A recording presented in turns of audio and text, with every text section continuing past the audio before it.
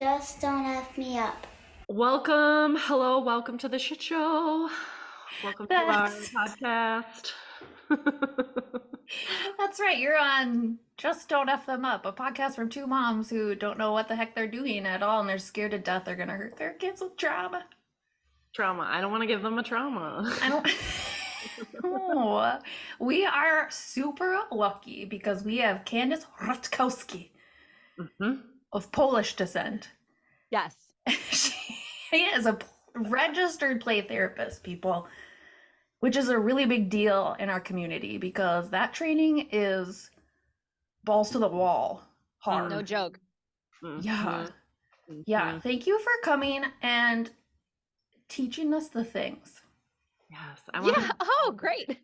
What do you want to know? I'll do my best. But thank you for having me. I love talking about play therapy. I will talk Yeah. about it till I'm blue in the face and dead in the ground. So, Ooh. Ooh. Is your play therapy room separate from your office? yes. So if the audience wants to see it, I'm happy to walk my laptop over Yeah. and turn the lights on. So Yeah. and then I can tell you what the purposes are of the two rooms. So this is just like my office that people come in. Like this is where the parent sessions happen as well. That's It's just a huge. closet, so I won't go in there. Yes, I rent out of a church, and this big room used to be their choir room. And so I'm very grateful. I wake up grateful and thankful every single day that I get to come here and serve children in this beautiful, massive space. It's And beautiful. thank Oh you. my god. I've got my feelings posters on the wall as well. Oh. So we can refer to those. But there's my sand tray. It's the art section, and then books and games and the oh my gosh, the puppet theater. And then I've got some more stuff over here.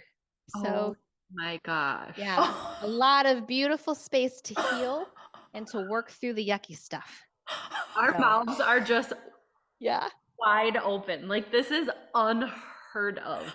space. And play therapy rooms come in all shapes and sizes. And what the beauty of it is that you don't need a big room.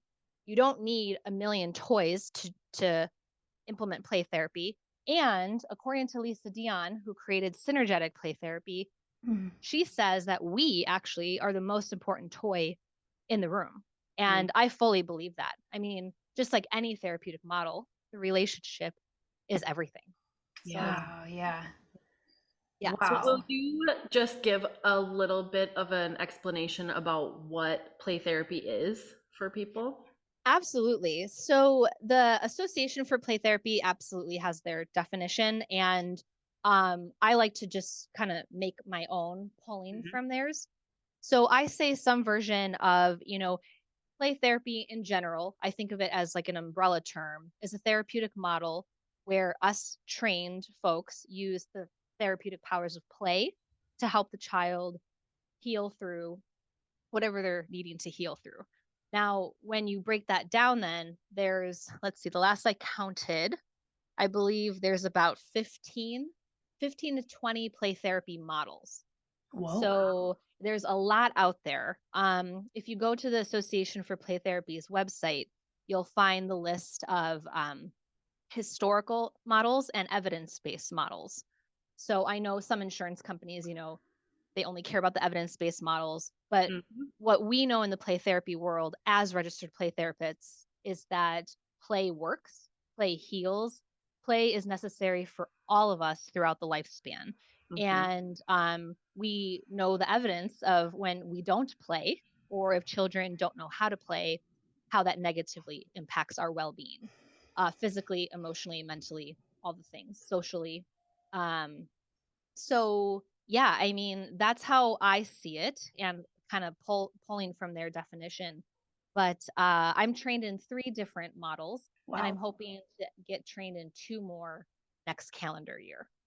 I So, love it. and then That's- I like to just gosh. kind of mold a lot together because it's easy to pull and mold. But, don't come at me if you're a purist out there. It's pretty common to write, like we all do that in different ways, pulled from different models. Yeah. Totally. So, and as a licensed marriage and family therapist, I'm systemically trained.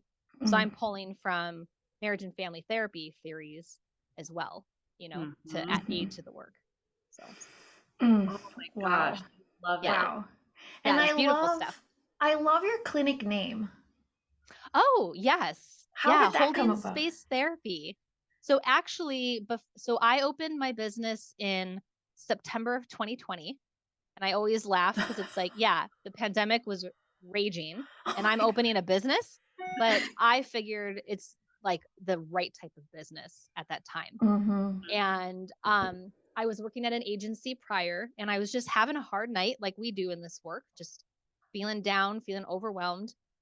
And I sat in an office with a colleague. Shout out Michael if you're listening. I'm always going to give you the recommend or not the recommendation, excuse me, the shout out that you deserve for this story. Michael. Yes, Michael. Mm. So I was sitting with him and he was just sharing space with me. And I was unloading on him about, just what was happening in that moment for me. And like we say in the therapy world, right? He was holding space for me. And I had already prepared to open my business soon after like that time. And so I had been racking my brain, I don't know, probably about 6 to 8 months about what am I going to name this thing? Because right, that's so important. It's really the first step to get the business is like, what's the name? And I was driving, so I was coming from Woodbury, Minnesota, going back to Rosemount, where I used to live. I was crossing over that 494 bridge over the river in Hastings. And as I'm reflecting on my talk with Michael, I'm just feeling really moved, really held, really cared for. And as I'm literally crossing over the river, I hear a voice. I don't know whose it was, but it said, holding space. And I instantly started to cry. And when I cry in a positive way, it means that something is working and needs to be. And I said, holding space therapy. And I ran home and I jumped on the Secretary of State's office website in Minnesota and I registered the name instantly. And thankfully, thank God, it was not taken here in Wisconsin. So when I moved and took the business with me, I was able to keep my name. So, Oh my gosh. It gives me the goosebumps. Oh my gosh. yeah, no, it's a beautiful moment. I am so honored to be in this field. I was called to be a therapist. I've known it since I was 15. So I learned in undergrad, I was called to work with children, and it's hard. It's so hard, but it's so rewarding. I really love what I do. Even on the hardest days, I truly do love what I do. oh my So, gosh. yeah, it's awesome. I can't imagine doing what you do because playing is really hard. Yeah. It's exhausting. It can be, absolutely. And for some adults, right? They were not given that gift within a healthy, attached, bonded relationship with their adult or adults. And so, yeah, they naturally, and we can't fault them for this, they grow up and they just don't know how to do it. So sometimes my work involves literally getting on the floor with adults and teaching them how to play. Oh my And gosh. Wow. then they can learn that gift and then give it to their child. Wow. Mm-hmm. I wanted to check out with you this statistic that I read. I read somewhere that kids learn a certain amount of times faster playing than if you just tell them what to do. Yes, I know that quote. Who said that quote? And now I'm actually thinking, I think that's a debatable quote. It's one of those like, oh, someone put it in a meme, and I don't know if it's 100% true, but we know it to be true. We know that play helps children learn about the world, about themselves, about, social skills, empathy. We know that. And for decades, those of us who implement play in the work, whether we go through the RPT credential or not, we know that. It's in our bones, it's in our nervous systems, it's in our hearts. It's now that the science is finally catching up to us, which is wild, right? Because you usually think about it the other way. Yeah. So yeah, the science is now proving what we've known for so long with play. Even adult play, right? We all have to play. I mean, when you go ride your bike or if you actually play a game. I like to build Lego sets. That's my version of play as an adult right now. I am in the zone and like my ADHD is controlled and I feel so happy. And it's just such an accomplishment when my set is complete. Totally. Yeah. Totally. Like as a kid, I was not into Legos. Same. And then Yeah. as an adult, there is nothing better than like the action completion feeling of the set being done and looking at it and being like, I did that. Yes. And some of these sets are not easy. Like my gift to myself when COVID hit was the 6,000 plus piece Hogwarts castle from Harry Potter. And that took me like 6 months. And I look at that thing every day and I'm like, yeah, good job, Candace. I did that. You know? Wow. Get it, Rutkowski. Totally. Yeah, right? Oh, that Polish blood. We go hard. We go hard. So, Even with our yeah. Legos. Even with our Legos, we go hard. And if you're a Lego fan, and don't come at me because we're saying Legos, like we know it's Lego, but Legos is. I can't. I've know. tried so hard. It's just like that synapse is so strong. I know. Yep. There are other things I need to reframe. I'm working on like inherent racism first, and then I'll get to Legos. There you go. Legos. Legos. Yeah. Legos is down on the priority list. Keep focusing on that inherent racism. Thank you. Absolutely. Legos is next. Legos is next, I promise. The unlearning, the rewiring, it's so important. And that's the beauty of play and play therapy as well, too. It helps with that. We know that, and some of these models help us focus on the somatic piece of the child so that we're understanding, or we're doing our best to understand what's happening in their nervous system right now, what's happening in their brain right now as they're playing. I mean, the beauty of play therapy is that it allows kids to go back in time and rewire and heal. So with that room there, I use that room for the model called experiential play therapy, and it's a child-centered model. So I go in there with clients and they are in charge. They lead the way. They decide what we do, how we do it, how I'm involved or not. And I've done womb rehealing with children. What is even that? Older children, as in they set it up however they do, and based off of my training and my understanding of the model and how it brings children to the past, and especially if I know of prenatal trauma or birth trauma or postpartum trauma, there's evidence that they go back in time developmentally in sessions and we become fetuses or infants going through birth or postpartum, and that's where the healing has to be done. It's wild. Like, we're not doing rebirthing therapy. I want to put that out there because I know rebirthing has a very nasty history, especially out of Colorado, and Candace, who got murdered, RIP. That was a story that I learned and presented about in grad school. So we're not doing rebirthing. The child is leading their healing and their rewiring to work through that birth experience. So then they're discharging that trauma and that yuckiness and that discomfort and stress, etc. Wow. My God. Yeah. Wow. So then, we think about mirror neurons, right? In our brain, we've got those mirror neurons, and because we're social animals, right? And social species where we're looking at others. And so then me joining them and making the baby noises or the fetus noises or moving my body in such a way is helping those mirror neurons connect, where the child goes, oh, she gets it. Like, this is where we are developmentally. Because, right, if we think about even a 6-month-old, we wouldn't use talk to help them heal and repair.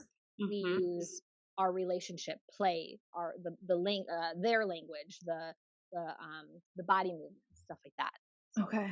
Wow. So as a registered play therapist, or I'm just going to broaden it to those of us who work with children, it's like incredibly, and this is a hill I will die on. It's incredibly vital that we are well-versed in child development and we understand developmental stages, and that we assess for the prenatal, birth, and postpartum stage of our clients' lives. That's so important, because if that shows up in the playroom and play therapy room, and we miss it, we could reharm the child or cause, added stress. So we got to know what's happening in there. Whoa. Mhm. What are things like for parents to like report to the therapist of like what counts as potentially traumatic or like that they're holding in their body? Yeah, that's a beautiful question. So I actually have questions laid out on in my intake questionnaire, and so I don't have that pulled up, so I'm going to pull from my memory. It's been a second since I've looked at it, but I'll ask questions such as how long was gestation? Because right, if it's a preterm baby, then that could be, subjectively considered traumatic if they spend time in the NICU. Because right, thinking about just all the intervention that has to happen to help that baby keep growing out of the womb, it's still a lot on the body, right? The body just being poked and prodded and the lights and the noises and the multiple caregivers helping that baby grow. So how long was gestation? If they were preterm, were they in the NICU for how long? I do ask, was the birth mother, did she experience any losses of any kind prior to this child being born? Because right, we know that impacts a current pregnancy if you've lost a baby, or if baby passed postpartum, right? That's definitely going to influence your mental health, even for the other parent, the other mother, or the father, or if there's a second caregiver, that's going to impact them. um, I ask, how long were you in the hospital for postpartum? Were there any emotional or mental or physical struggles, diagnoses, interventions, challenges for the biological mother and the other parent as well? If there is another parent, I want to know that. Because right, if you're in a partnership, let's say you're the pregnant one, but your partner, your spouse is going through a really hard time at work, they're going to maybe bring that stress home. And what we know just from the science over the decades is, right, mom's stress can impact baby. So it's all connected. Was there prenatal exposure to any substances? And I'm always hoping people are answering that honestly. And I do preface with, this is not about judgment. I'm not going to sit here and go, oh my gosh, you smoked marijuana when you were pregnant.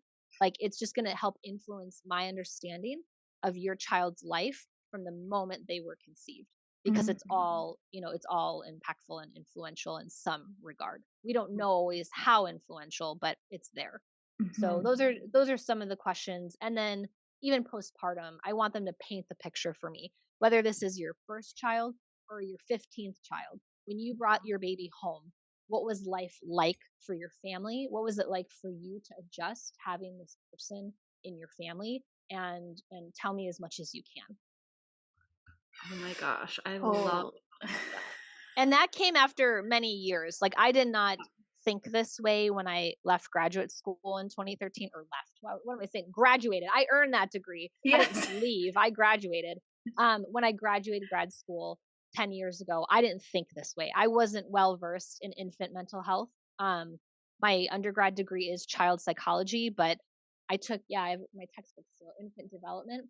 But after that class, I kind of forgot about infant mental health.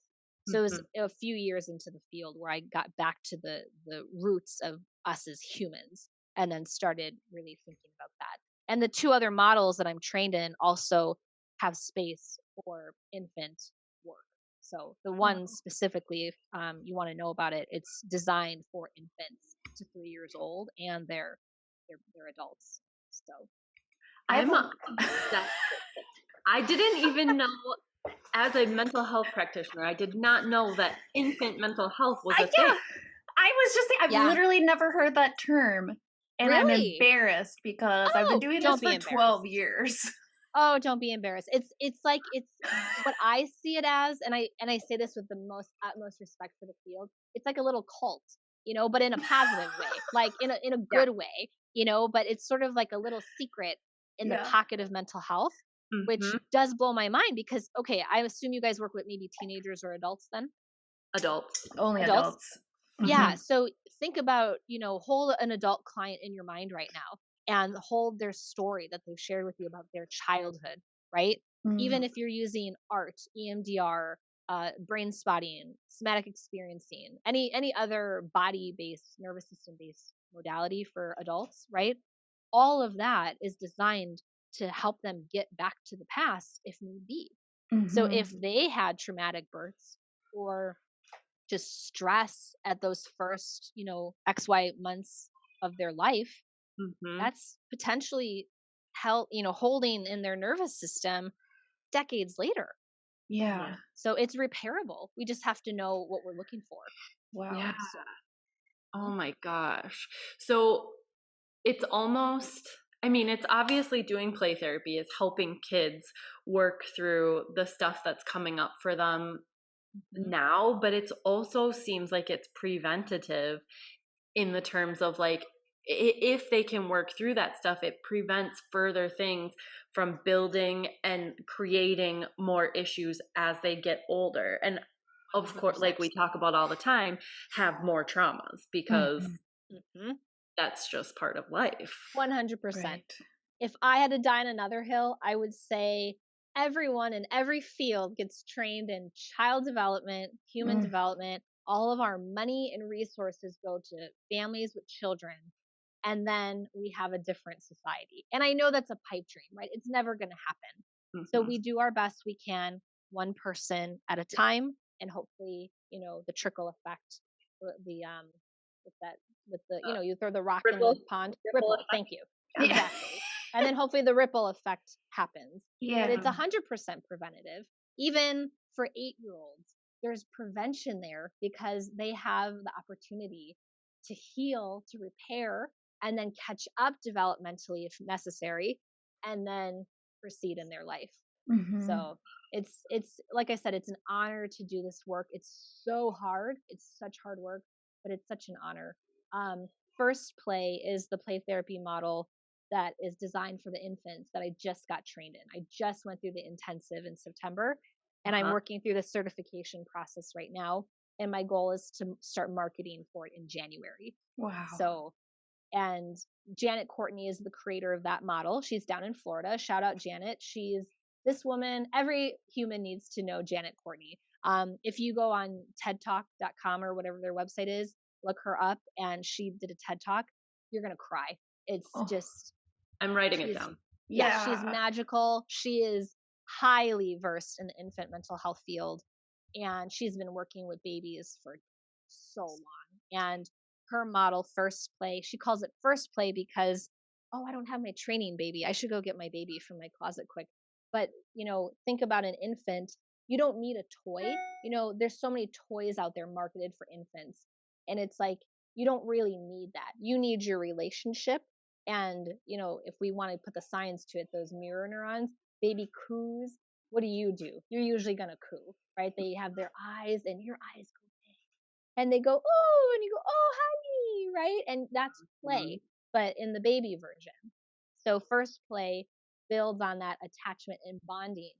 She says that we can start as early as 2 weeks old. What? And we go until 3 years old. And then she has a model for 3 years old and up. So yeah, and we do a story that involves nurturing touch. So we do it on our baby doll that we have, while the adult does it on their actual infant. And we imagine the baby as a tree, and we tell a story about, the baby as a tree as we do nurturing touch on the arms and the legs and the feet and, the face and the head and the back. And it's, we know what touch is also so vital for human development.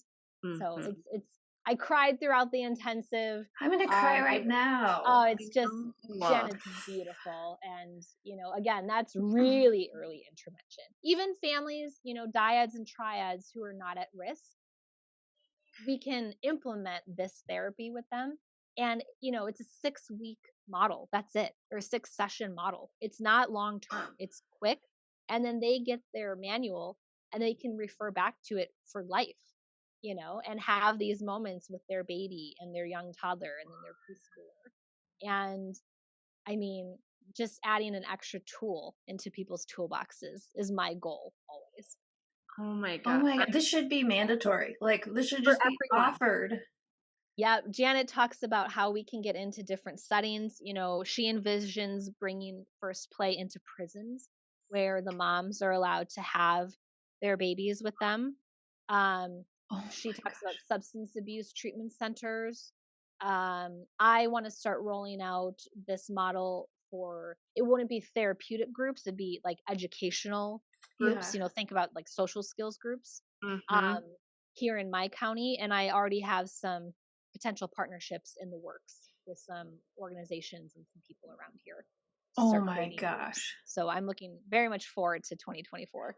Wow. Yeah, it's exciting. I'm feeling so sad right now that I didn't have my babies in therapy starting at 2 weeks. And like, because now I'm feeling like, because like we're dealing with, relatively typical things, I think, but I feel like I am such an advocate for being proactive rather than being reactive. And right now I feel like we're being reactive because the stuff started happening. And then I'm like, whoa, we need some therapy. We need to be doing this. Yeah. And I feel like it could have been so helpful if we were doing it from the beginning rather than trying to go back now. Mm-hmm. Well, allow yourself, Miranda, to hold space for you. And, if you have a partner or spouse, if they're feeling the same thing, grieve that. Let yourself grieve, let yourself sit in those feelings. But know, even a 10-year-old getting intervention is something, right? It's better than nothing. And don't get me wrong, I don't want to misconstrue my viewpoint and people misunderstand me that therapy as adults is useless. I've been in therapy on and off for like 12 years. It's absolutely beneficial. We have to have it in adulthood. And if we have the gift in childhood, that's awesome too. It's all great. It's all great. So, right. And, the parenting practices, techniques, whatever you want to call them, I implement with my families is in, focus on relationship at the core. I know, gentle parenting gets a lot of negative attention. Oh, you're just permissive. You're just letting your kid run all over you. That's not what that is. The true core of gentle, or if we want to call it respectful parenting or attachment parenting, the core of it is relationship. Children need us, whether it's, our mothers, our fathers, our aunts, our uncles, whoever we are to that child, they need us to be the leader, to be the guider. We need to be implementing these emotion regulation skills in order to then what we call co-regulate with the child. So then they internalize the emotion regulation skills, right? It's not developmentally appropriate for a 6-year-old to be able to do everything by themselves. We want to teach them, we want to scaffold them so they can learn life and handle it, be independent, etc., be resilient. But they still need us as their adults. If they ask for help, we help them. We don't just let them suffer and struggle on their own. We don't have to do it for them, whatever the thing is, but offering support and help, that's attachment and bonding. That's relationship, So that's the lens that I come from. I'm not a fan of these punitive measures that are still promoted in our culture. I don't support physical punishment. I don't support timeouts. I don't support, letting children suffer consequences just because they have to learn. That's not relationship. That's not relationship. That's harming. So I always tell parents and caregivers, when in doubt, take a deep breath, let your thinking brain come back online, and then you can take the next step. Right. But we all have our moments. I say this in all the podcast interviews I'm in, or just when I'm talking in presentations. I love my niece and nephew. I'm so grateful my sister and her husband gifted me the gift of being an auntie. I love being an aunt. I will die for those children. And even I have my moments with them, right? Where I'm just like, just listen to me, or let's move along. Let's get going. And I'm not even in the thick of it with them. Like, their parents are in it every single day. Like you two are with your kids. You're in it all day, every day. But when I have that moment of clarity, I remind myself, oh yeah, you know what? This is not a them issue. This is a me issue. I'm not going to put my feelings onto them. I have to, as the adult with the developed brain, I have to take a step back, take my deep breath, and then with our relationship, figure out how to help them be successful. Is that easy? Hell no. Super hard. You all parents have the hardest job in the world. Hardest job. So And right, think about if you don't get something as a kid yourself from your adults, it's really hard to give it. Whether it's playing with your kid, implementing co-regulation, et cetera, et cetera. But the hope is that you can learn. We can all learn how to do things differently. Mhm. It's hard, but we can do it. So Yeah. two truths, you know? Okay, so this question is mostly for me, but maybe other people can use it. But I'm thinking about, we've talked about in the previous episodes that like my kids really don't play with toys. My almost 2-year-old will, but my boys are not interested in toys really at all.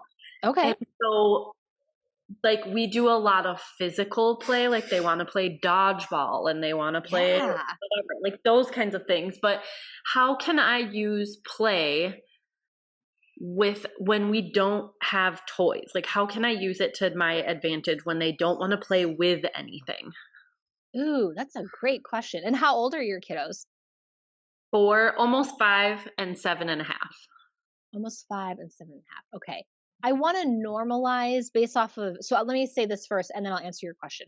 So I want to normalize that age group, we're seeing that as a trend right now, that these early childhood ages, you know, we could put toys around them in front of them, and a lot of them are not quite sure. And I think that's a cultural shift that we've made. And I'm not going to be one of those professionals that go, we need to throw away all the technology. Technology has its purpose as long as we understand it and we know how to use it properly, even for us adults, right? If we're addicted to our phones, we should, you know, intervene for ourselves. But it's purposeful. It has its good stuff when we know how to do it. So I think though that it is one factor for these early childhood ages right now, that play is looking very different. I do have a lot of clients, and I have probably in the last 5 years, where a lot of them are not sure how to play, or with your, like to your point, Miranda, with toys. So that's part of the learning process. So again, you know, if we think about Lisa Dion's point that in play therapy, you know, we are the most important toy, I think it's okay to generalize that to you as a human, as a mother, with your children as well. You are the toy. So let's say you're playing dodgeball.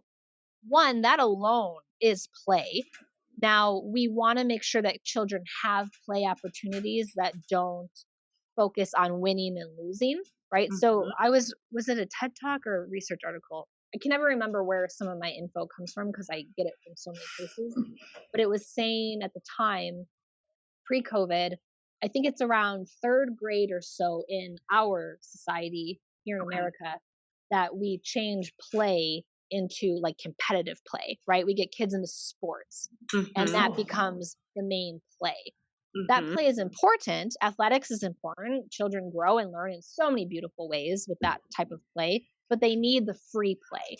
So if you guys are outside, fine, play around a dodgeball, but then now we're all going to go do our own thing, or we're going to just play together as a family still, but you know, we can turn it into imaginative play. Go grab a couple sticks and now you've got a wand, right? We're going to be magicians, or we're going to be wizards, or we're going to battle, right? Get your battle sword ready. Here we go. And now you're into the imaginative play. Kids need that just as much as they need organized play.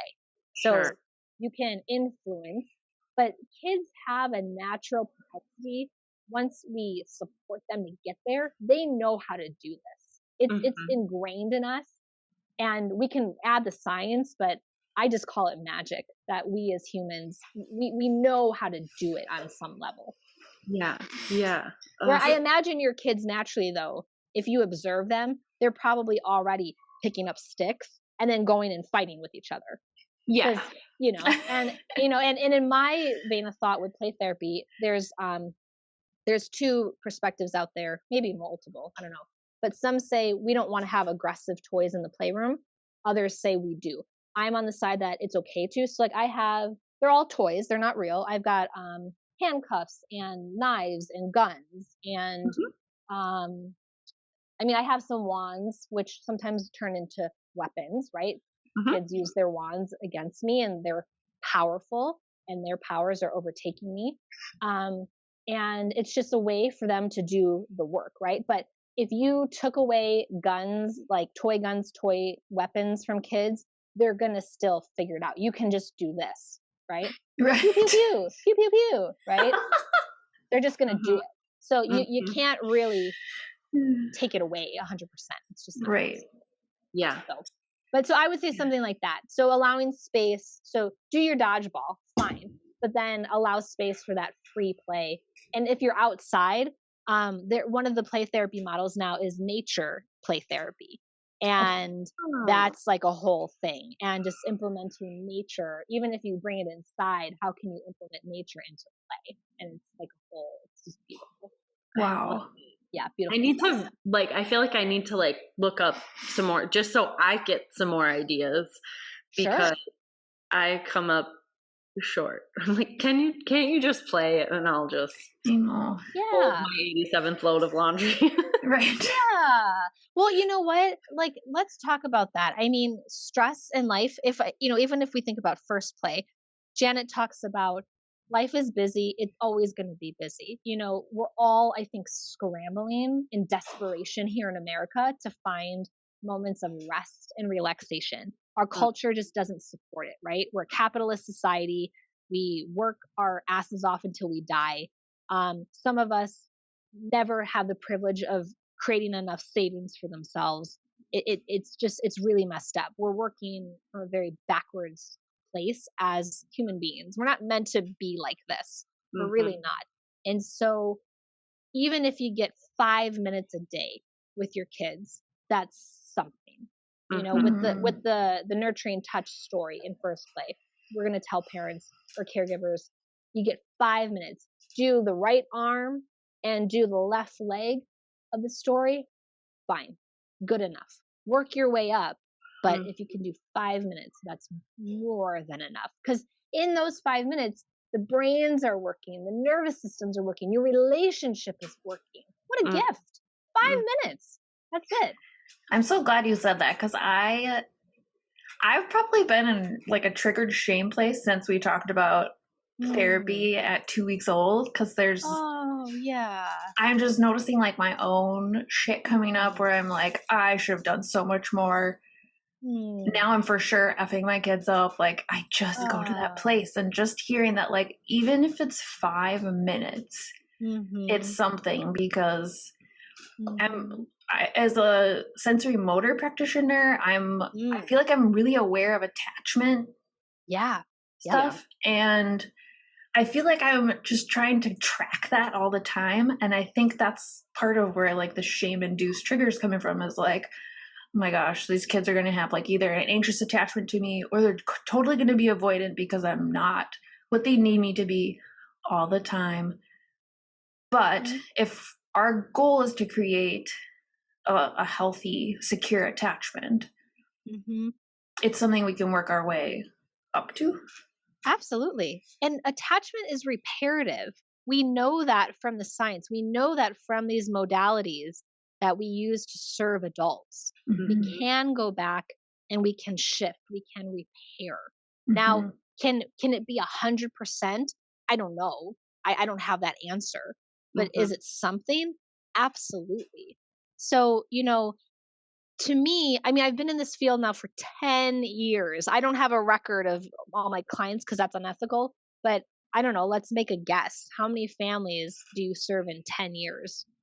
Close to 1,000, maybe? Is that an accurate number? Something like that? So am I the best therapist in the world? No.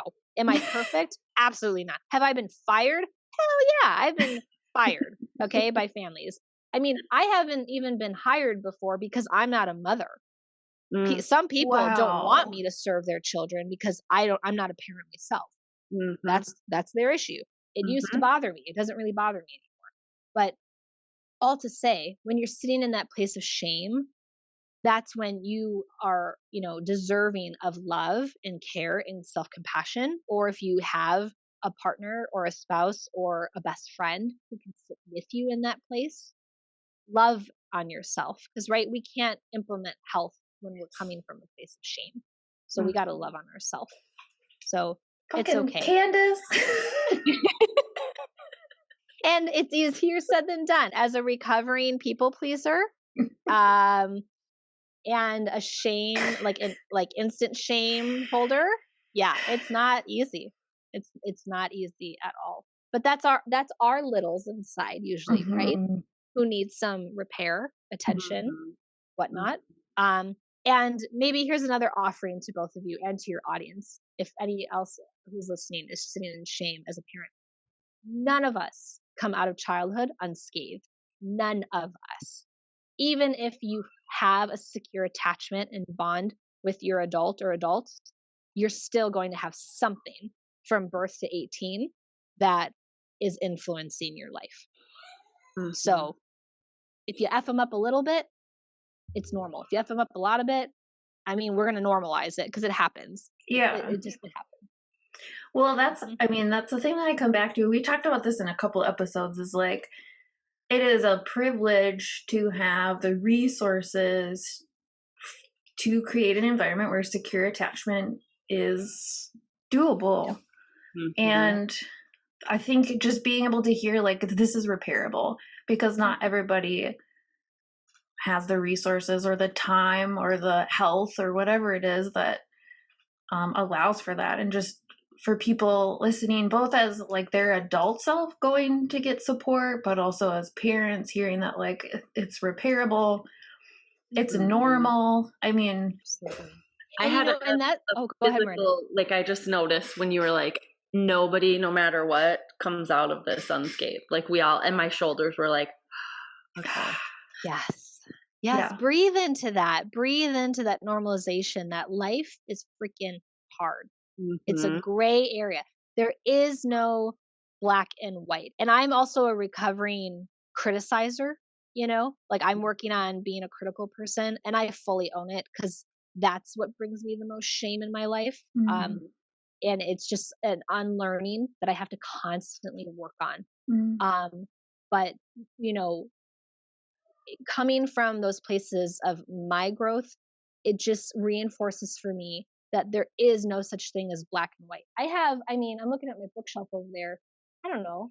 There's like 20 parenting books over there, and I've got more in my car. If you Google attachment parenting, you're going to have thousands of websites and articles. So it's overwhelming. What I tell folks is, fine, start deep diving into something, but you have the right as an adult for yourself, but also for your children, however your child comes into your family, to pick and choose. You get to pick and choose. You get to say, okay, well, that comment from this perspective, that fits with my values, but that, yuck. So I'm going to throw that away, But when in doubt, it's the relationship that you want to consider with your kiddo. That's why I love, like, interpersonal neurobiology. That's Dan Siegel's work, and then Tina Payne Bryson wrote a bunch of books together. It's like the whole brain child. They're bringing in the neuroscience into how to parent. They're bringing in relationship theories and whatnot on how to parent. So those are people that I always recommend. But even Bruce Perry, his oh gosh, I'm not going to have them memorized, but his 3 R's, if you Google Bruce Perry 3 R's, he talks about, right, like, we want to focus on, essentially, we're focusing on the right side of the brain when we parent or when we interact with a kid, meaning we want to emotionally connect to them, right? That's relationship. And then we could move into a strategy, whether it's implementing, I always want to say natural consequences. Natural, meaning, God forbid, I don't know, you like broke a lamp, right? Or something, or you played baseball and your ball goes into someone's window. Then you help pay for that, right? That's a natural consequence. It's not a kind of consequence, right? So then, or you're supporting them to figure out next best steps. But now, as a newly diagnosed person with ADHD at 35, I'm now having to rethink neurodiversity, right? A kiddo with ADHD, they don't potentially have the skill set and tools yet to be able to go from family room to bedroom to clean up the bedroom. That's steps. That's a lot of work.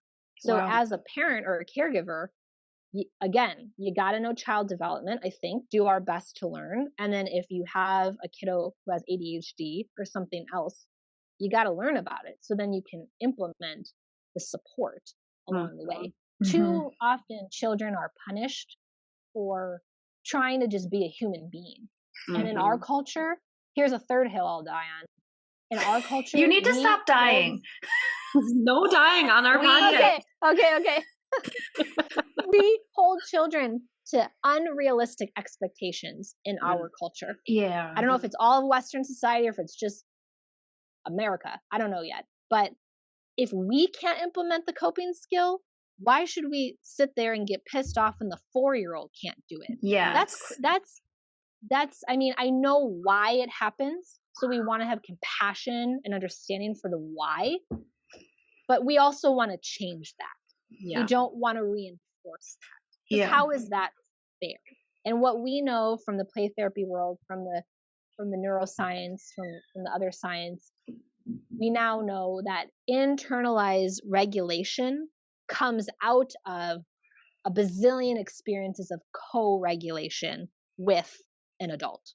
So that's, if you haven't been doing that work yet, if you're out there listening, or you too, start there.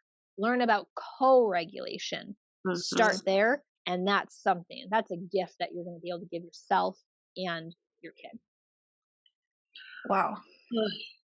We need to have you back. Sounds because like a lot. I would love to. I'm not done with you. There's so much Sounds more. like a threat, Mackenzie. I am not done. We're gonna make you our friend, Candace Rutkowski. I like it. Well, unfortunately, I don't remember you from St. Mary's, so I want to be able to connect and remember. So I'm sorry. This is my second trigger because nobody remembers me. I see people from high school like, oh my god, we went to high school together, and they're like, who are ya? Did you go the LPCC route? Yes, yeah.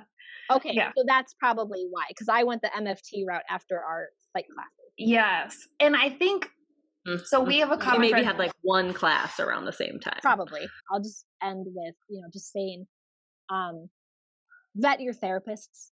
Vet your therapists. If you're going to go get therapy for your kiddos, ask the questions. What do you know about child development?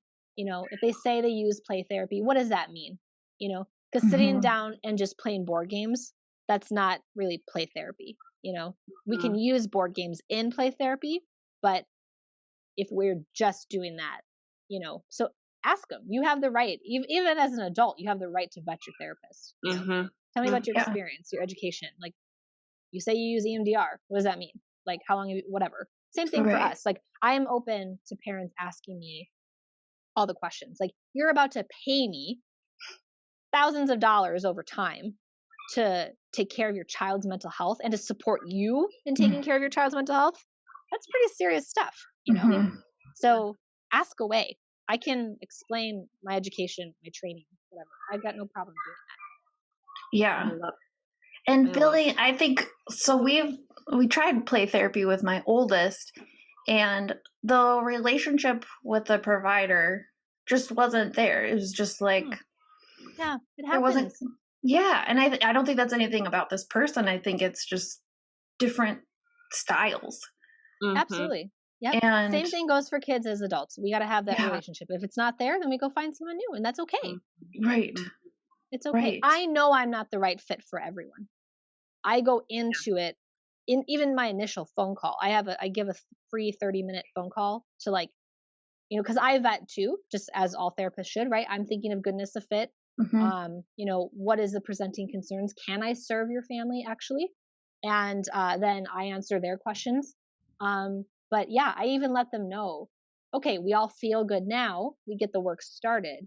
But if in X amount of weeks or whatever, none of us are feeling it, or some of us are just not feeling it, then we go back and we figure out, okay, is this truly something that we need to say goodbye and we need to find someone else, or is this something different? So I lay it out at the beginning.